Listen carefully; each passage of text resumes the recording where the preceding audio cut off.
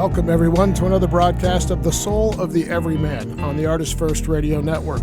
Want to send a question or comment? We'd love to hear from you. Send it to dj@artistfirst.com. Here they are, Michael and Margaret Lyons.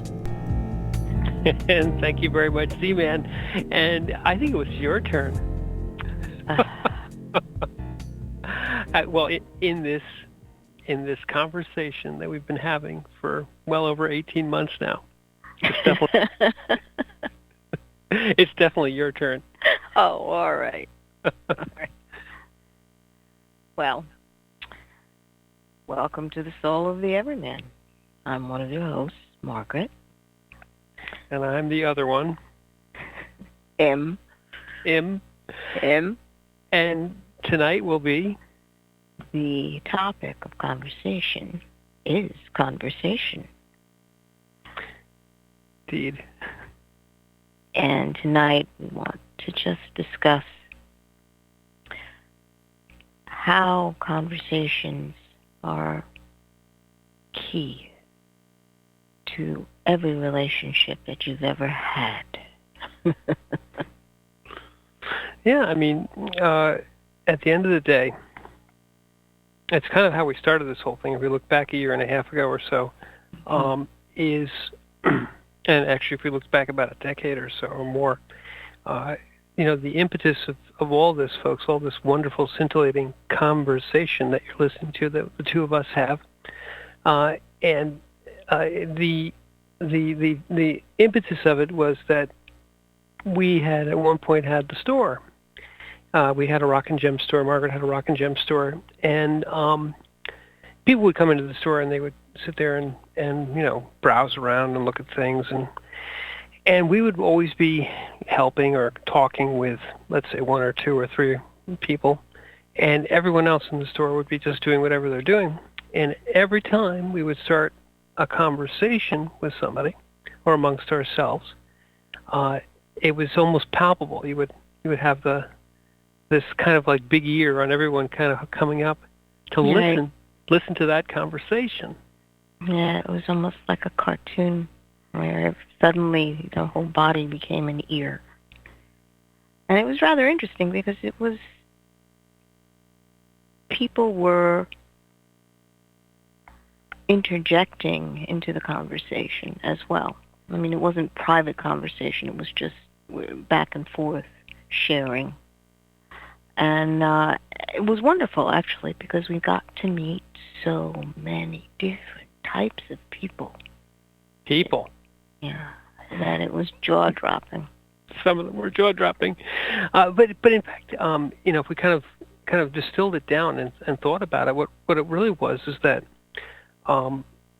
many times the conversation was why people came back to the store. Mm-hmm. We would have all kinds of things there, and there were always the trinkets, but you could find those kinds of trinkets and things and rocks and gems that were interesting in other stores. But people would come back because they would, be attracted to the atmosphere, the sort of conviviality of what we were doing there, and oftentimes it was because of the way we talked amongst ourselves and with the people who were in the store. And like you said, some people would feel free and they would interject and they would join the conversation, but far more people would stand there and kind of just lend an ear, in essence, participate like we were giving some sort of, like a talk show. Some sort of one at a time broadcast of a talk show. And if you think about it, what we do right now, on these evenings, on these Tuesday evenings, is pretty much what we would do in the store. Maybe a little bit more in depth, a little bit less topic centered on rocks. Mm-hmm. Yeah, and it was always interesting because whenever a conversation touched on something that was of interest to people, they would just key in, and it was exactly that. You could hear a pin drop.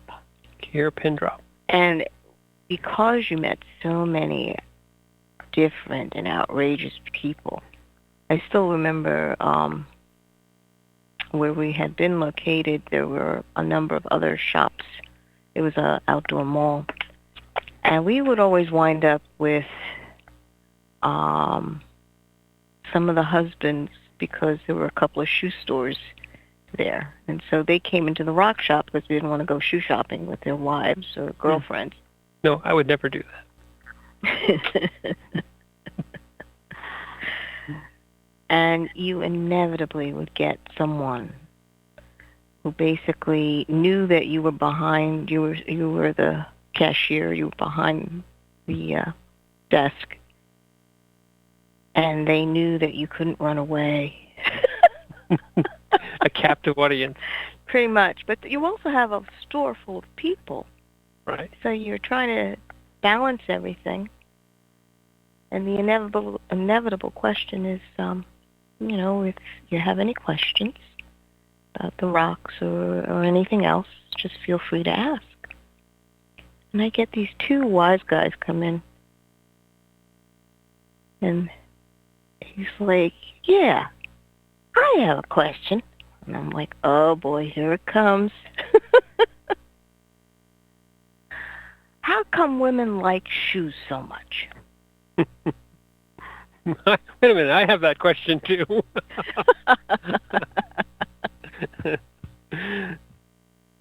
You're the only one qualified to answer that question here.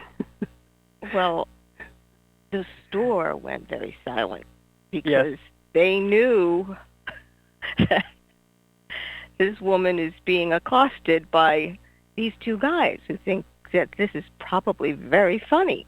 I stood there and I'm like, do you really want to know? They looked at me like, well, yeah, what big secret is there? Are you going to tell us this great big secret? I looked at them and I said, and I swear, because it was mostly women in the store, and there was a couple of gentlemen also, but they were like, that look of, oh no, on their face. These idiots are going to have their heads handed to them. Well, I just said, well, if you want to know a woman's mood, you should check her shoes.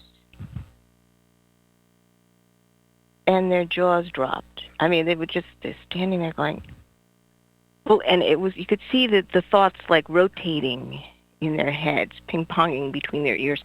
And one comes out with, do they need that many shoes? Do they have that many emotions? That many moods. And it's like, I only have 2 pairs of shoes. And I don't use one of them. I just looked at him like, yep. And therein lies the difference. It was very funny. And the thing is that the expressions on the other people's faces, all the other customers, was like, oh man. But you see, that's a great example of the kinds of conversations that we used to have in the store, and that would basically, because you weren't just, either pushing them off, hey, come on, you're going to buy something, or not engaging them, because you were actually engaging in a conversation, you open up the door to having a little, back and forth, a little relationship. And that's really the key, is conversation is also trading back energy. It's showing, it's showing that you are both receptive and willing to engage, to reach out. And I would postulate that not only is it the basis of all relationships, but it's the fuel for any good relationship, or any type of relationship that you want to keep going. It relies on sort of constant, or at least regular interaction through conversation. It's a flow. It's a back and forth, and as one person in the conversation, because you can have multiple people in a conversation, sure, you have to decide where you want to go with this. And that conversation I had with the two guys was more, you think you're funny, what are you going to do with this bit of information? Right. And basically they had gone out of the store. Because the other question he asked was, well, why do they have to have so many shoes? And they were like trying to, was why it's just not necessary. And the response was, I believe it has something to do with happiness. And they both looked at me and said, well, that was direct, wasn't it? Like, yes. And I looked at them and said, you asked. Right, and that's that kind of conversation is interesting because, if you're going to any kind of real, I would postulate that any kind of real conversation is interesting to people because, again, at our basis, as our basis as human beings, we live and die by relationships, and the evidence of a relationship. One of the basic evidences of relationship is the conversation, and of course you can have utilitarian conversations or very, very cut and dried, high, hello, formulaic or conversation. information. But I would say I would draw a line between those types of interactions, which are really not designed to do anything more than, like you say, trade back and forth information, versus when you actually engage. So when you to go back to your example, when you cross the line from just saying, they're trying to tease you, and you could have just very simply said, look, I don't want to deal with this, just either ignore them or sort of shut them down a little bit.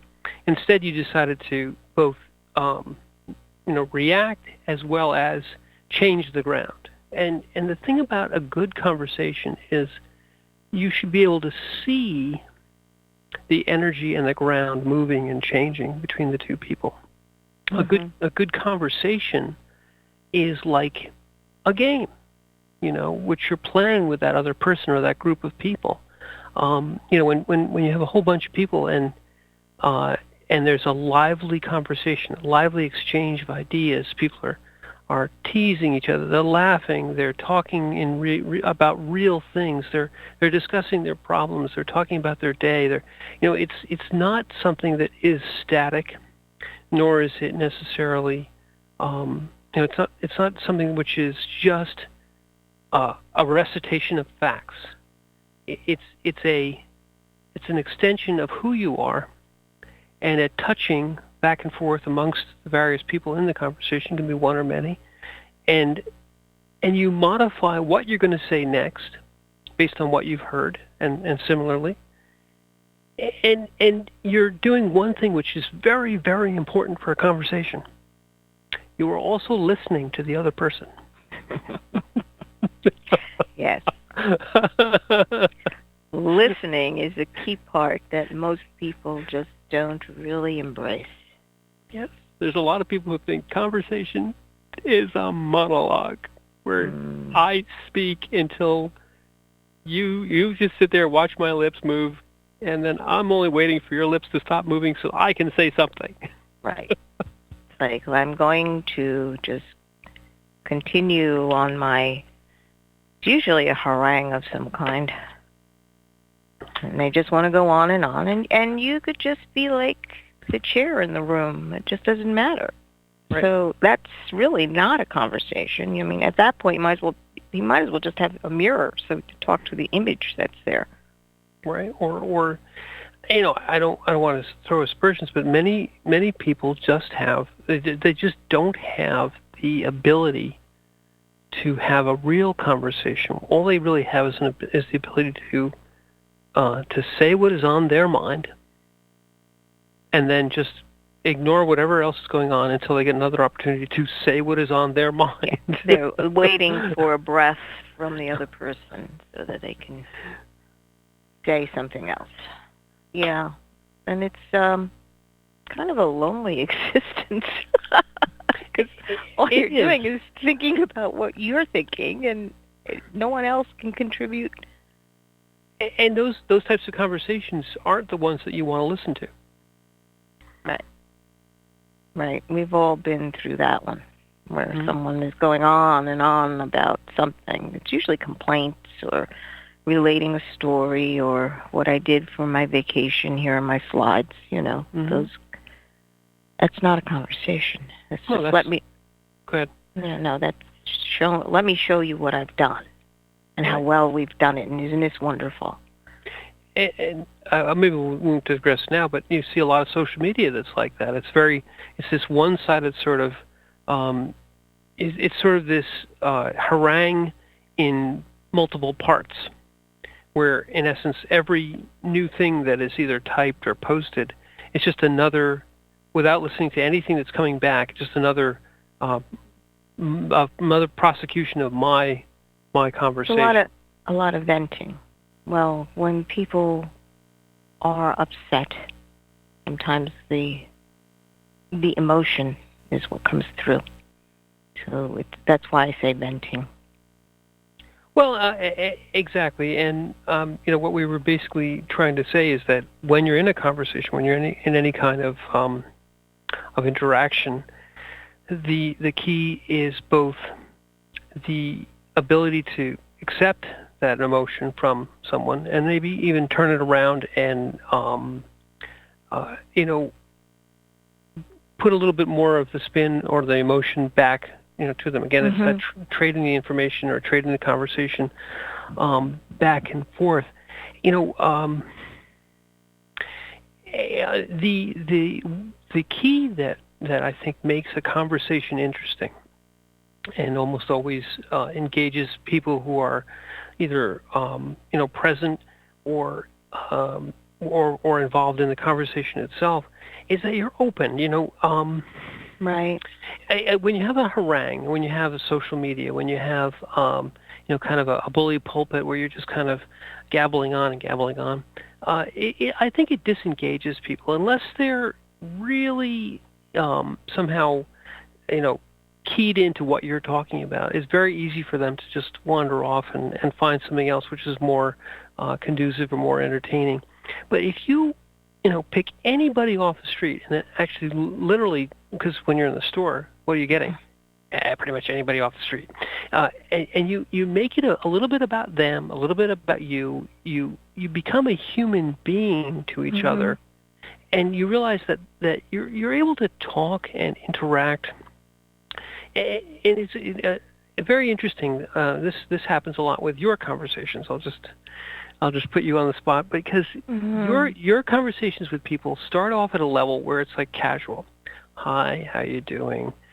She's, the kid's so cute, and blah, blah, blah, go back and forth. And then within 10 or 15 seconds, you're talking about life, death, and just incredibly deep subjects. And then within another 5 or 6 minutes, you have their whole life story, and they're sobbing on the floor.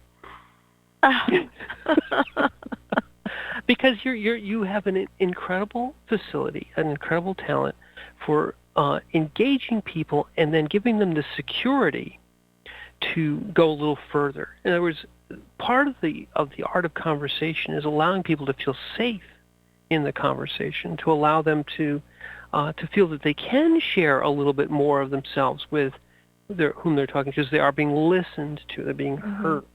And in the sense of being heard, they can tell, because then they'll say something and you'll say, oh, yes, and have you considered this? It isn't just, okay, good, your lips have stopped moving, now I can say the next thing that I want to say. Right. You're actually listening to them. And it's an honest interest in that person's life. That's really what they're picking up, is that there's a person here who's actually asking me how I am, and she wants to know why I'm sad or concerned or, worried about something. Exactly. And the minute that they see that someone's just looking at them and asking how are you? And meaning it. It's not that we don't mean it when we say, oh, well, how are you? And you say, I'm fine. And it's just that casual conversation. But truly opening a little window your heart and saying to somebody, no, how are you really? Because I'm seeing you a little bit. Yeah, whether or not something was going on. I mean, just today when I was shopping in the department store, what was I doing? I was looking at something at one of the racks, and this other lady was pushing her cart, and suddenly she just lets out this like, oh, sound. And I looked over, I was like, are you all right? She goes, oh, yeah. And she was, I guess, tired and upset over something, and she couldn't lift it to put it in the cart. And so, I mean, that's usually how my conversations start. And 5 minutes later, folks, she had her whole life story, and she was on the floor sobbing. No, I moved away after that because she was just, what would be the word? It was just a momentary thing. It wasn't something that was really eating at her. Huh. What I find is when someone is really upset about something and it's with them, it's on their mind and heart, that's when, the response to, are you all right? Is like, well, no, I'm sad today, or, I just... But there's a very key point in the conversation right there. You look at them and you sincerely ask, are you all right? It's not just a, how are you? A formulaic sort of polite way of saying, hello. It's really, I can see, I've already looked and seen that there's something bothering you.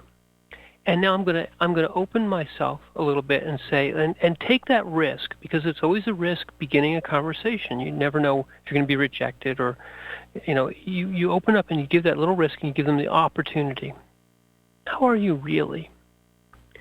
And because you give them this sort of open, and you give them the it's not a challenge, but it's almost like, I'm going to be human with you. Would you like to be human with me? And really start a conversation. It's like those guys that we were talking about in the store. They were coming in just to give, kind of just bust your chops a little bit. Yeah, they wanted to bust my chops. I knew that. Right. And you're like, okay, I'll play along a little bit. But then I'm going to, then you turned it around. How did you do it? Do you want the real answer? And they're like, do I want the real answer? Well, they were playing along like, well, you can't possibly have a real answer. That was the attitude of, some big secret you're going to tell us. Exactly. Secret of the ages. And I'm looking at them like, yeah. But encapsulated in that is that when people ask a question, sometimes they really are hoping that there is a real answer. Yeah, that's funny, but it's true.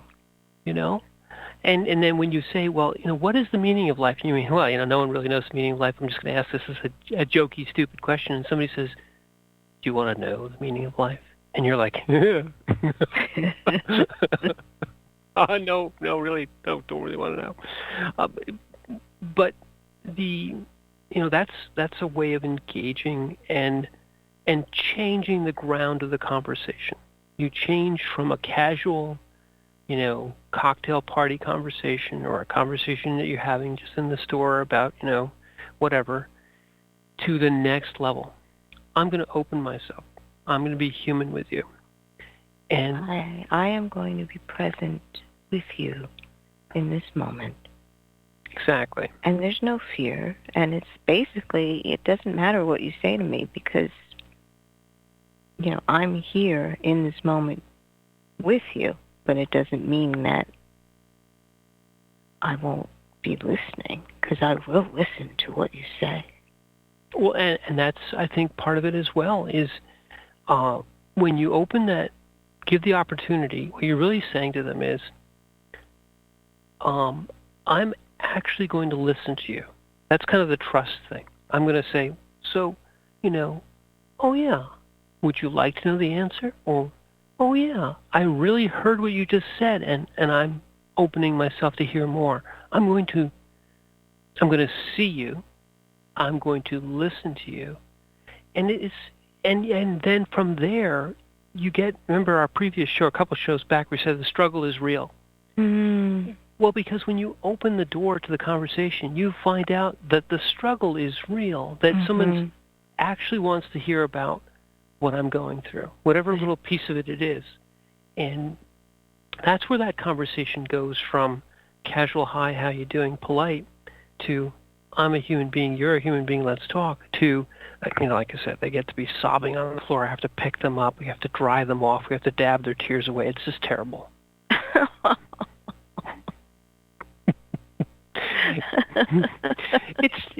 It's true. And some of these people have become lifelong friends because of that type of the beginning of a conversation. Because as the graphic on the website says, because you should always go to our website and check the graphics because they're so cool. Just saying. The graphic on the website says is the conversation is the relationship. True. That's what makes relationships is conversation, people. It's nothing else.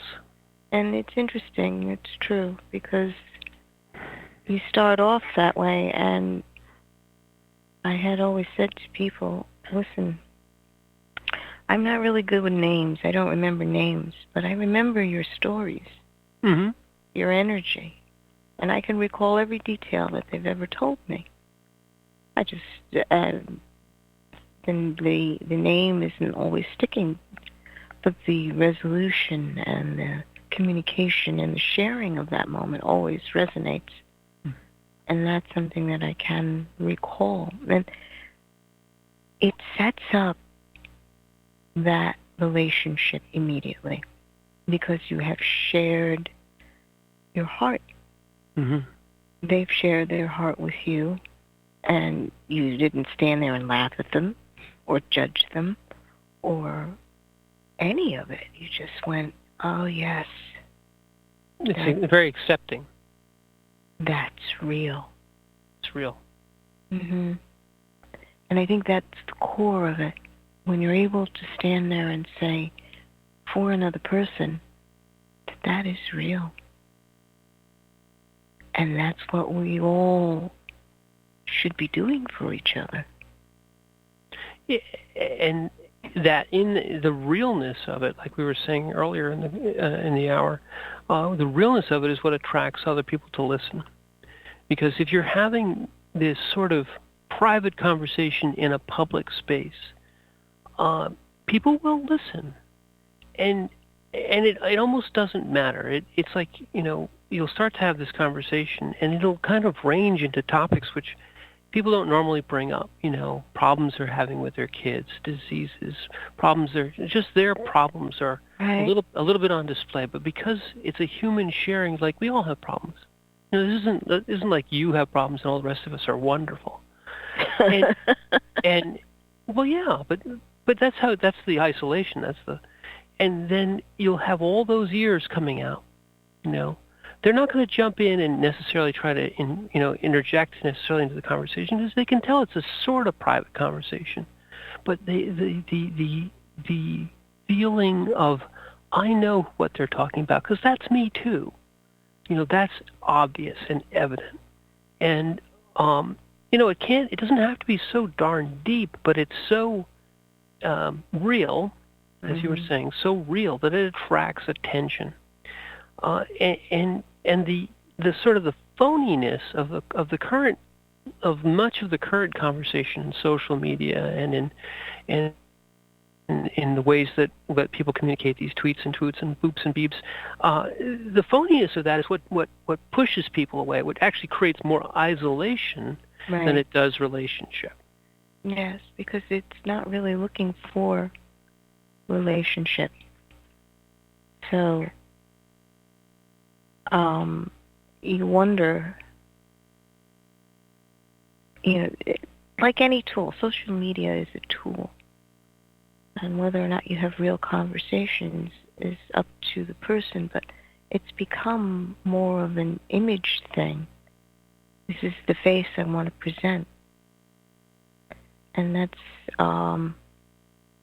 not necessarily conversation. Oh, it has little to do with conversation.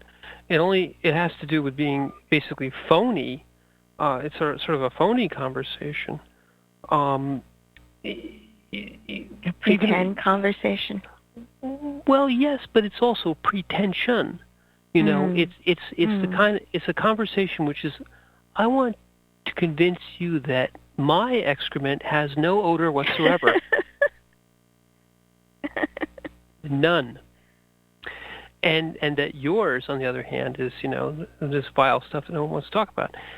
That kind of putting yourself up onto a, that's a separation building. It has nothing to do with conversation. Putting on airs is the wonderful way of saying the phrase that you're saying, is that you're trying to convince everyone else that your life is, perfect or special or just, not subject to the variegouses that affect everyone else. No, you, on the other hand, are, pure as the driven snow, and everything you step into smells like roses. That is pretension, and it's not conversation as much as it is proselytization. Wow, that's a good word. You're trying to convince other people that you aren't human. That's true. I guess you buy into the idea that you're supposed to have this persona, when people actually at their core understand whether they're speaking to a persona or a person. And that is not what they're looking for. Personas you can find anywhere. Mm-hmm. They're just, and so when someone is speaking about something real, everything in you just wants to focus in on that. And you're like, wait, I also am in that space. I know that pain, or I know that joy, or I know that laughter, or I know that funny. Like when you meet people on a humor basis, it's always fun because there's a certain vibe to humor. And when you get into a situation where you're playing with humor, it's a marvelous way to communicate with other people. You all agree that you're just based on funny and nothing really is super serious. Right. Just funny. But yet you can, with humor, kind of have serious conversations that you can illustrate with something that resonates at that level, right? At the level of humor or pleasure. The other interesting thing about conversations is, again, very very much like some of the other things that we talked about when you meet and talk with children. 2, 3, 4, 5. Take your way all the way up to, like, say, prepubescent children. Their conversations are very real, very direct. They're on a human child's level, so you have to understand what is concerning them. What's on their mind and heart is not necessarily what's on the mind and heart of an adult going through, let's say, cancer treatment. But if you open yourself at a human level to a child conversation and treat what they're concerned about as a valid concern and say, yes, let's talk about that, you will get a very honest sharing and conversation. So it's something that's very natural, that's ingrained in us, that we kind of work our way out of. When you feel that you can't have a conversation with people that you don't feel kind of given enough permission to share, you won't find that in your 2 and 3 and 4-year-olds. They're right there. They're going to share their feelings, their emotions, their what's on their mind. And if you give them the opening, you're going to get it right back. Yep, this is what I built today. I like it a lot. Mm-hmm. It's honesty, unbridled honesty. And if an adult can do that, if you can get to a point in the conversation where you can be completely honest with the other person that's a marvelous space to be in. And going back to how you begin these conversations, I think that's the overture, is that I'm going to be honest with you. That's part of it. It's part of the trust thing. It's like again, going back to the example of the two guys in the store, they asked you kind of a jokey, blow off type of question, and you kind of, I remember that was there. I remember this. You gave them a look like, okay. You kind of nod your head and like, okay, let's see if we can take this up to a more honest level. I'm going to talk to you and treat your question not only seriously, but I'm going to give you more information than you were looking for. You were looking for this kind of like bop, bop, bop, bop. Aren't I clever? And you're like, okay, you want to know the real answer? Honestly? Will you meet me at the level of honesty? Will you meet me at the level of honesty, which is where? It's the heart level. Mm-hmm. And that's usually a question that scares most people. You can scare people, sure, but I think I see many people when you ask them that question, you give them do you want the honest back? If they feel that you are being honest, or you're being straight with them, they will come back. There's a moment in every conversation, that person you've never met before, there's a moment where you can engage or disengage, where you kind of feeling each other out. Which way is this conversation going to go? And there's always those subtle clues. I want it to go a little deeper. And the other person has to say, okay. And you go in that direction. You walk the conversation, or sometimes dive the conversation to another level. Or you can start backing it up. You say, well, I'd like it to be a little less. I'm a little uncomfortable now. I want to kind of back up a little bit. And if you're a good conversationalist, you can feel that. And you say, okay, they're not quite ready for this. Let's just give them back to the level where they're comfortable, and we'll stay there for a while, and then we might try going down a little bit more, and then see how that works. And so when you get the person who is ready for that honesty, and you meet them with the honesty, and they're like, wow, they're ready for the honesty too, and we're going to go to the next level, and you get all the way down to, again, sobbing on the floor. I have to pick them up.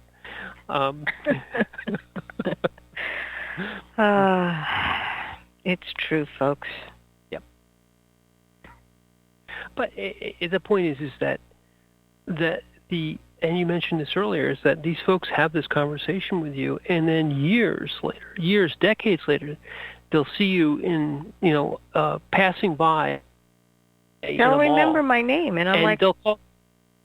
People will, from 2 aisles over, they're like, Margaret, and you're like, who are you? Oh, hi. Oh, hi. And you're like, I remember you and everything we talked about, but except your name. Yeah, no, they meet up with you. And they want just to find out how you're doing, and usually it's in a very unexpected place. I've also seen where they've come back and said, I was at a tough point in my life, and we had that conversation, and all these years later, I remember it, and it helped me. It changed what I was going through. It got me through to another place. So the other thing, folks, about conversations is you never know how deep and how long and how far that little conversation that you have with somebody, a real one, will affect them. You think you may have thought that this was something that was a nice interlude. We had a good conversation, and I went on with my day, and you think about it a little bit, but you don't know the impact. It's like dropping that stone in that giant pool of water, and the analogy of the ripples going outward. They do. Right. They do. And you wonder, well, actually, no. Where I'm at, or where I had always functioned, was I'm here in the moment, present. And my life is never boring. No. Never boring. I'm not bored. So you just continue living because you just never know what's around the corner. Sometimes you do meet people that you haven't seen in a very long time.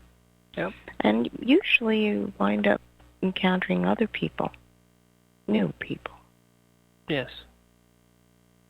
And whether or not you're supposed to engage in conversation becomes apparent when you're there.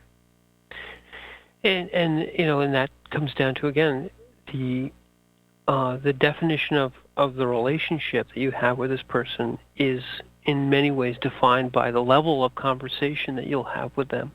Mm-hmm. For argument's sake, if you can spend an hour speaking on the radio with somebody, that's one hell of a relationship.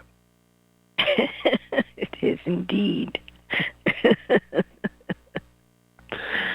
Oh my! And in real relationships that carry on over the decades and years, you have conversations with those people. I would venture to say that any good relationship, any good marriage, the basis of it is the continuing conversation between those people in that relationship. And the basis of all good friendships is, again, that continuing conversation, touching base. And what I'd like to say, too, is because this is not supposed to be where you're constantly in contact with the other person that you're having whatever kind of relationship with. It's like some people just, the constant back and forth, whether it's texting or calling or whatever. It's like, no, that's not what we mean. Conversation, sometimes you are in points of quietness. Right. And it's understanding that your relationship is always there, even though there's a quietness in your conversations. What you're saying is it has nothing to do with the words, mm-hmm. nor does it have anything to do with the frequency, or the quantity. You can have a conversation with somebody who you never really speak to in that regard, because you have the relationship that of the trading back and forth of the flows. You see them once in a great while, but it's almost as though you've never missed a beat, because right. that conversation continues. You can meet somebody a decade or 2 decades or 3 decades later, and you say, "Hey, how you doing? Good. What have you been up to?" And like you saw them yesterday, because you have the relationship and the conversation that persists at a level that doesn't require sort of casual interaction all the time. Mm-hmm. And that's interesting, because most people say, well, you have to maintain the relationship with constant conversation. And maintaining a relationship is more than that exchange of words or text. Greeting cards. Oh. Well, I think it's keeping their energy that you've traded and have this relationship, keeping it within your heart and knowing that yours is within theirs, and that somehow there's a connection which is important, which continues even at a non-physical level. And we could talk about conversations with the spiritual that way too. If you have a conversation with your Creator, it can be a conversation which has no words, which has never had a physical interaction, which has never actually been a person-to-person meeting, but yet it can be just as real and just as vibrant and just as of nurturing of a relationship, because relationships are nurtured by conversation. Right. No, it's true. And that type of internal conversation, that has to be cultured, because just as a baby, you have got to learn the language in order to speak to the other person. And you're speaking with your God, your divine being, your part of you that provides the inner courage and strength to take the next step. There is a vocabulary that you've got to develop, and it's many times nonverbal. Right. Sometimes conversations come in. I always like to equate it to energetic forms, whether it is qualities of energy, purity of color, clarity of the vibrancy of color. There are many ways that the spirit aspect touches into your soul being. Mm. And that has got to be cultured. We must begin to learn that language. And it's spoken by your heart to your spirit. It's a very intimate connection, very difficult to describe, but it is a being state and not a thinking state. Non-verbal, because the English language or words in general cannot encompass the feeling that you have when you are in communion with that high frequency. There's purity level, and the thoughts that you may have are so clear that they're not muddled by words or muddied. Or they can't be captured by words necessarily. Right. It's just absolutely crystal clear. There's no doubt in your mind that this is the thought that's being communicated. This is the concept that's being communicated. This is the feeling, the emotion. And these kind of conversations you'll have with artwork, where yes. you can have a conversation with someone who's long gone, long dead, never actually having met an artist, but yet you listen to their music or see their painting or their creation, and you say, I can feel what they're feeling. That's a conversation too. And another very important conversation is always, guys, look at your wife's shoes, because there's a conversation going on there, And if you don't kind of get that language, you can be, out of step.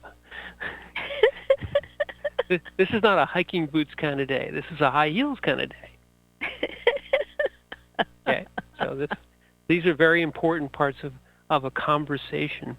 And I think one of the reasons that to be all seriousness, the conversations that men and women have are oftentimes misinterpreted because they're speaking at different language levels. Mm-hmm. Women are actually speaking in some ways with what they're wearing, what they're choosing to wear, what they're choosing not to wear. And guys are like, I got my same shoes on and, the black pants and the black shirt. I'm good. and you get you're wearing that, and like, yeah. It's clean. It's mostly clean. And so, learning that language, or learning the various languages is key to having good conversations too. The language of no words, the language of symbols, the language of clothing. It can be overwhelming, but you take it step by step. You start with the language of the heart, and you move your way into these other expressions. Right. It is rather complex. And women have a tendency to express themselves in a whole bunch of different ways than men do. Some dangerous. Okay. And I think the phrase that we've often heard is that women dress for other women. That's true too. Okay. There's certainly at that level a whole conversation going on that not necessarily is directed at the men who are in the area. It's directed at others who are in the area. Both the image of what they're wanting to present and what they're communicating to the other people who understand that language. So there's definitely a different conversation going on there. Mm-hmm. Women have different levels of communication when it comes to what they're wearing and how they're wearing it. Right, which is why 10,000 shoes is not too many. 10,000 moods, guys. 10,000 moods. And I think we're coming up to the mood that will be the last mood of this of this conversation. We So come go right to ahead. we come to the end of the conversation, and this has been Soul of the Everyman. And it's been fun listening, hasn't it, folks? And I am one of your hosts, Margaret. And I'm Michael. And thank you very much.